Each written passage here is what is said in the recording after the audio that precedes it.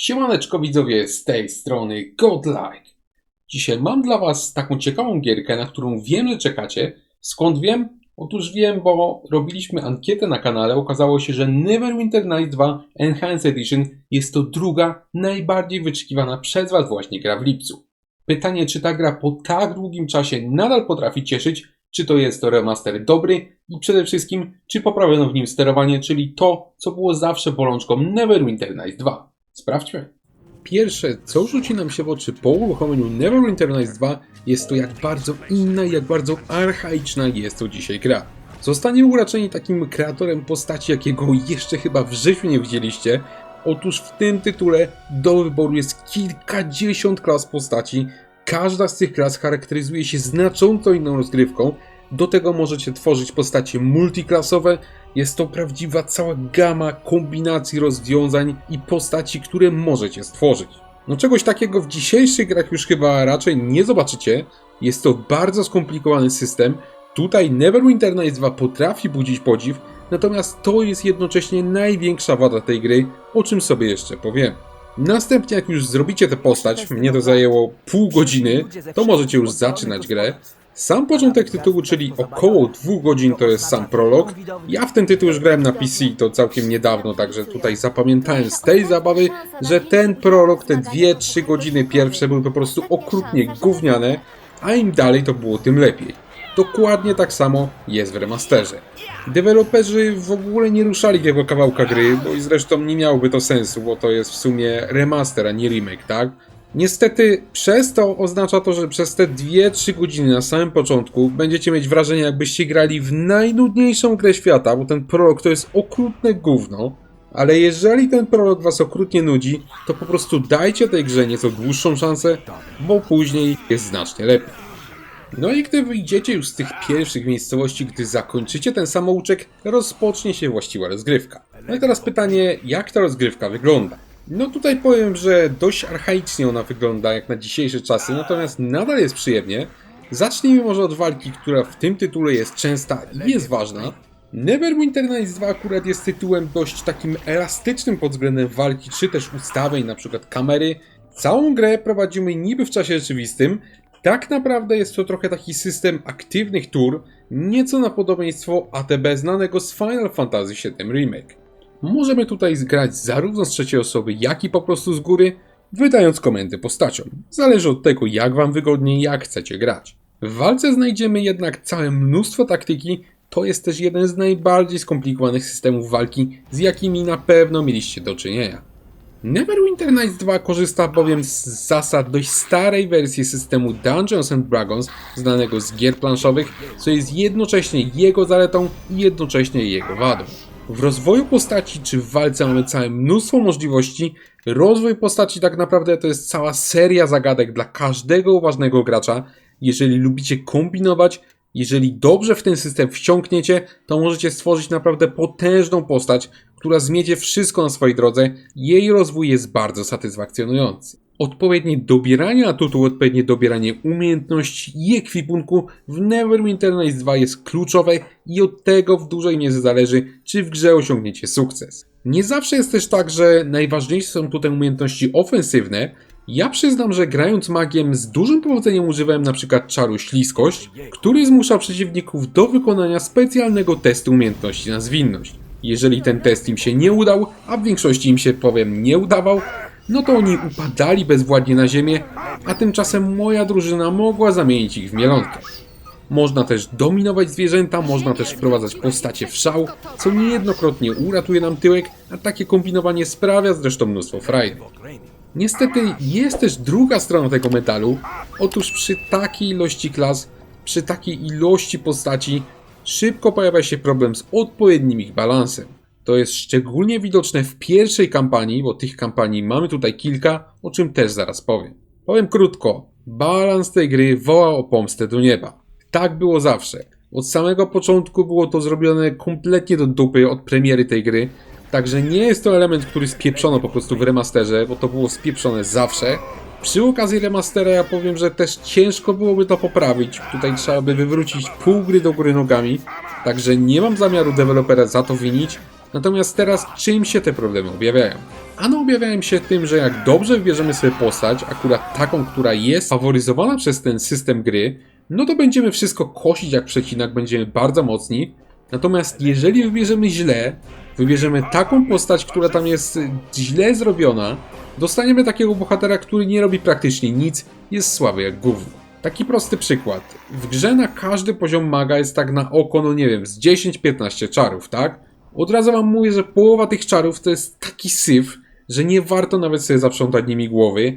4 są niezłe, 4 są dobre, a reszta jest no bardzo, bardzo przeciętna. Drugi przykład. W grze jest niby umiejętność kradzieży kieszonkowej oraz otwierania zamków. No wydawałoby się, że w grze RPG to będzie podstawa, nie? No bo w każdej grze RPG my sobie dajemy te umiejętności, fajnie jest właśnie sobie kraść, fajnie jest otwierać zamki. No natomiast w tej grze nie do końca jest fajnie. O ile otwieranie zamków jest bardzo przydatne i jest często używane, no to kradzież kieszonkowa jest praktycznie bezużyteczna. Jest tak bezsensownym gównem. Te towary, które da się ukraść, to złoto, które da się ukraść, jest tak żenująco niskiej jakości, że nie przydaje się ta umiejętność prawie do kompletnie niczego. Niestety podobne kwiatki widać w całej grze. Balans w Neverwinter Nights 2 zawsze był tragedią, zawsze był bardzo zły, same mechaniki były zresztą przekombinowane, to było widać już dawno temu podczas premiery oryginału, a dzisiaj widać to po prostu jeszcze bardziej. Pomimo więc, że ten tytuł daje sporo możliwości, daje całe mnóstwo możliwości tak naprawdę, to jednocześnie wiele z tych możliwości, które on daje, jest kompletnie bezużytecznych, a to jest duża wada. W praktyce, jak będziemy tutaj tworzyli postać, to musimy ciągle wertować internet, sprawdzać, czy jakiś skill jest w ogóle warty zakupu, czy to nie jest jakieś kompletne gówno, bo możemy się mocno naciąć. No niestety szkoda, że to tak wygląda. Jak natomiast jest pod względem fabularnym? No bo tutaj fabuła w tego typu grach w RPGach odgrywa też sporą rolę, no nie? No tutaj jest nieźle, choć tutaj to, czy bawimy się dobrze, czy nie, zależy w dużej mierze od ogrywanych przez nas kampanii. W remasterze mamy do dyspozycji aż 4 kampanie. Mamy oryginalną kampanię z Neverwinter Nights 2, mamy kampanię Maska Zdrajcy, kampanię Gniew Zehira oraz kampanię Mysteries of the Westgate. Ta oryginalna kampania Neverwinter Nights 2 jest generalnie uważana za najgorszą, bo zresztą mogę potwierdzić, bo choć ona nie jest zła, tak? Gra się w nią ok, to po prostu pozostałe opcje są tutaj lepsze. Do tego pierwsza z tych kampanii, czyli ta oryginalna, ta zwykła kampania, ona jest dość infantylna, natomiast nie jest to nic złego, tak? No nie każda gra musi być poważna. Gniew Zehira i Maska Zdrajcy, czyli te pozostałe dwie, one już uderzają w takie znacznie poważniejsze, ciekawsze tony. Z pewnością tutaj się spodobają fanom intrygi uważnej eksploracji, one są naprawdę niezłe. Nawet jednak w przypadku tej oryginalnej kampanii pojawiają się jakieś tam motywy zdrady, są jakieś tam niewielkie plot twisty, niektóre postacie potrafią zapaść w pamięć, co jest niewątpliwym plusem. Ponadto w grze odwiedzimy całe dziesiątki lokacji, które potrafią mocno różnić się od siebie stylem, od dziwacznych lasów, malowniczych wiosek, po krypty pełne nieumarłych, którzy wcale nie są tacy słabi. Tytuł mocno też stawia na eksplorację tych wszystkich map, także oferuje on całe mnóstwo nagród dla uważnych graczy. Ci z was, którzy lubią szukać sekretów na mapach, tutaj poczują się jak ryba w wodzie, tutaj tych sekretów jest całe mnóstwo i jak najbardziej szukać ich warto. Z drugiej natomiast strony, jak się chodzi po tej mapie, robi się te zadania, eksploruje się całą, no to widać, że niektóre elementy, niektóre lokacje zostały tak po prostu sztucznie wydłużone. Widać to szczególnie w przypadku niektórych questów pobocznych. Tam wchodzimy do jakichś w sumie niewielkich domów, one okazują się dużo większe niż są w rzeczywistości. Widać, że te mapy niektóre zostały po prostu sztucznie rozciągnięte, żeby wydawały się większe. No i to jest po prostu problem. Niemniej jednak pod względem fabuły jest tutaj przyjemnie, ale po prostu bez szału. Tutaj natomiast chciałbym deweloperów pochwalić za jedną rzecz, która pewnie dla nas będzie bardzo istotna. Jak już pewnie słyszycie, w grze znalazł się polski dubbing. To jest oryginalny polski dubbing z oryginalnej części tej gry. On pochodzi z dawnych czasów, gdzie mnóstwo gier w Polsce się dubbingowało.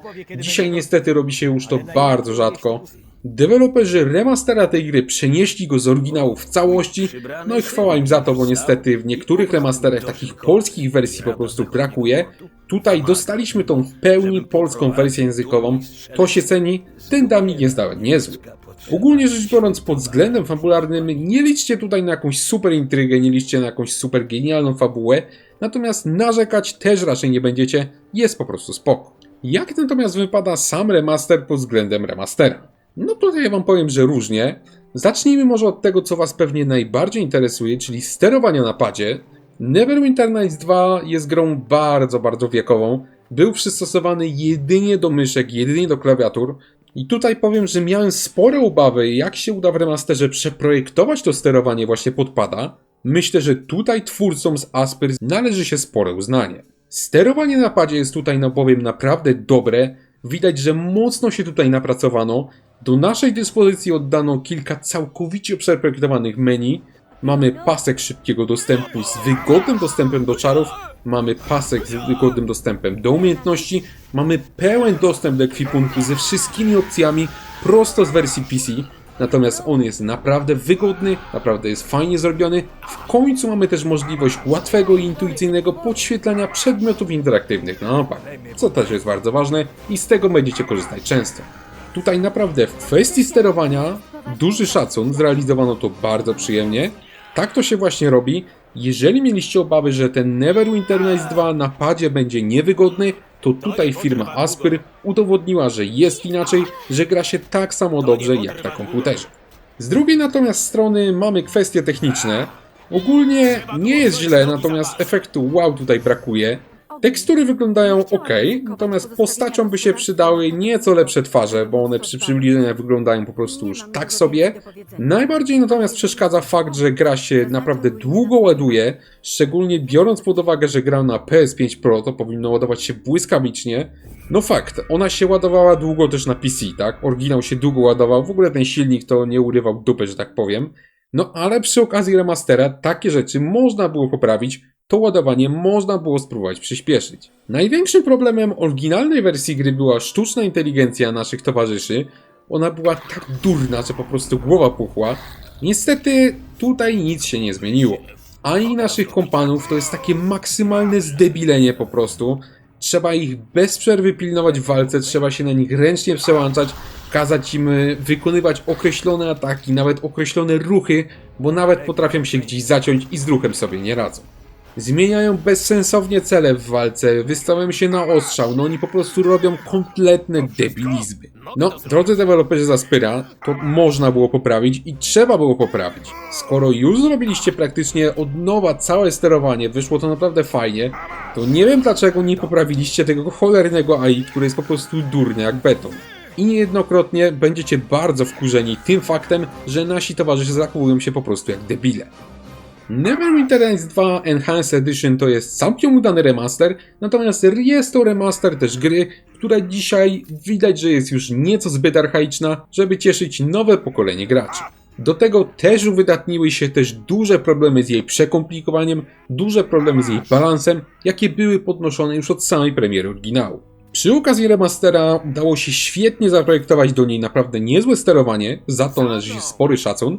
Nie zmienia to jednak faktu, że na tle dzisiejszych gier RPG, jak na przykład Baldur's Gate 3, jak na przykład Divinity Original Sin 2, no to Neverwinter Nights 2 prezentuje się już tylko średnio. Niemniej, jeżeli jesteście świadomi wad tego tytułu, szukacie ciekawego, rozbudowanego RPG, albo też graliście w oryginał i chcecie sobie tą grę odświeżyć, no to Neverwinter Nights 2 Enhanced Edition jak najbardziej warto się zainteresować. Szczególnie w dodatkowych kampaniach, czyli tych właśnie Gniew Zehira, przy których gra potrafi mocno zabłysnąć. Remaster zakupicie za około 120 zł. Moim zdaniem, biorąc pod uwagę jak świetnie tutaj wypadło sterowanie, jak długa jest ta gra, jest całkiem cena w porządku. Nie bez znaczenia jest też fakt, że tutaj dostajemy w pełni polską wersję językową, co dzisiaj jest już rzadkością. Przy okazji wspomnę też, że na rynku znajdziecie też remaster pierwszej części gry, czyli Neverwinter Nights Enhanced Edition. On również pojawił się na konsolach. A wy dajcie znać w komentarzach, czy graliście kiedyś w Neverwinter Nights w jedynkę albo dwójkę. Czekam na wasze komentarze i zawsze chętnie z wami pogadam. Dziękuję wam za obejrzenie tego właśnie materiału i zapraszam was do obserwowania kanału, bo takie filmy będą się na nim pojawiać regularnie. Bardzo dziękuję również osobom, które zdecydowały się wesprzeć lub godlajka. Dzięki właśnie waszemu wsparciu udaje się zakupić sprzęt oraz gry, które później trafiają na kanał. Bez waszego wsparcia wielu filmów nie udałoby się w ogóle stworzyć. Także dzięki wam bardzo i do zobaczenia niebawem.